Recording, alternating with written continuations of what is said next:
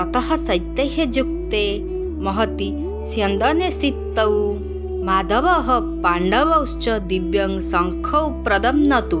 तत्पश्चात् धवल अश्वयुक्त महान रथ उपरे विराजमान लक्ष्मीपति भगवान श्रीकृष्ण और पांडुपुत्र अर्जुन मध्य उच्चस्वर दिव्य शंख वादन कले।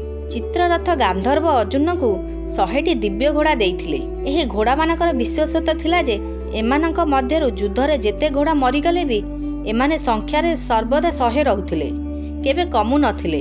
एमाने स्वर्ग मर्त्य आदि सबु स्थान को जाई पारुथिले। एही 100 घोड़ा मध्यरु 4टी अति सुंदर और तालीम प्राप्त धड़ा घोड़ा अर्जुन रथरे जोग देइथिले। यज्ञ आहुति रूपे प्रदान करा जाउथुवा घृत भक्षण करी अग्निकर अर्जुन होइथिला। सेथिपई अग्निदेव खांडव वनरु जड़ीबुटी खाई निजर अर्जुन दूर कराइबाकु चाहिथिले। मात्र देवता माने खांडव वन को रक्षा करुथिबारु से निज कार्य सफल होई पारु नथिले। से खांडव वन को जळाइबा पई चेष्टा करिथिबारु इंद्र वर्षा करी अग्नि को लिभाई दियंती। शेषरे अग्निदेव अर्जुन को सहायता रे सारा वन को जलाई निजर अर्जुन दूर कले एवं प्रसन्न होई अर्जुन को यही विशाल रथटी देइथिले। 9टी बलद गाड़ी रे जेतिका अस्त्रशस्त्र धरि पारे सेतिका अस्त्रशस्त्र तांको रथरे रही थाए। यह स्वर्ण विमंडित और तेजमय थिला। एहार चक गुड़िक बहुत दृढ़ और विशाल थिला तथा ध्वजा बिजुली परि झटकुथिला। एही ध्वजा 1 योजन 4 कोश पर्यंत उड़ुथिला। एते लंबा होइथिले मध्य एहा भारी हेउ नथिला, केउठी अटकु नथिला कि केउठी वृक्ष आदि रे छंदी हेउ नथिला। एही ध्वजारे हनुमान विराजमान थिले। कहिबार तात्पर्य है यही सुंदर और तेजमय रथरे अर्थात भगवान श्रीकृष्ण और तांकर प्रिय भक्त अर्जुन विराजमान थिबारु एहार शोभा और तेज आहुरी बढ़ी जाइथिला।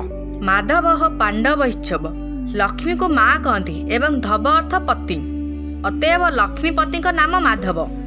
एठारे अर्जुन को पांडव कह जायछि कारण अर्जुन पांडव मध्य मुख्य।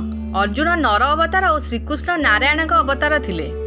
महाभारत रे प्रत्येक पर्व आरंभ रे नर अर्जुन को और नारायण भगवान श्रीकृष्ण को नमस्कार करा जायछि। ए दृष्टि पांडव सेनार भगवान श्रीकृष्ण और अर्जुन दुहे मुख्य थिले।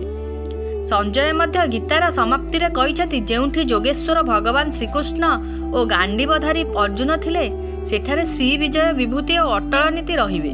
भगवान श्रीकृष्ण और अर्जुन को हस्तर शंख तेजमय और अलौकिक थिला। सेही शंख दुईटी को दुहे उच्च स्वर रे बजाइले। एठारे संदेह होई पारे जे पितामह भीष्म कौरव पक्षर मुख्य सेनापति होइथिबारु सर्वप्रथमे से शंख बजाइबा त उचित। मात्र पांडव सेनार मुख्य सेनापति दृष्टद्युम्न थाउ थाउ सारथी होइथिबा भगवान श्रीकृष्ण सर्वप्रथमे शंख बजाइले काहेकि?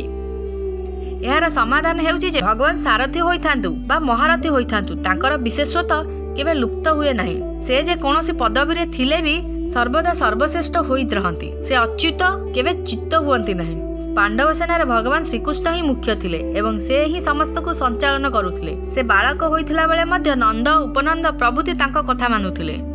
सेथिपई त सेमाने बालक कृष्ण को कथा पारंपरिक इंद्र पूजा छाड़ी गोवर्धन पूजा आरंभ करदेले।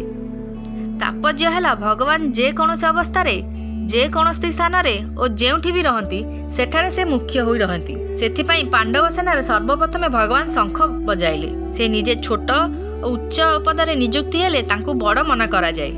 से उच्च पद जोगु निजकु बड़ मन करे। से निजे वास्तव रे छोट मात्र से निजे बड़। से जेउठी रहिले भी तांको जोगु सेही पद मध्य बड़ होई जाए। भगवान एठारे सारथी होइथिबारु तांको जोगु एही सारथी पद मध्य बड़ और उच्च होई गला।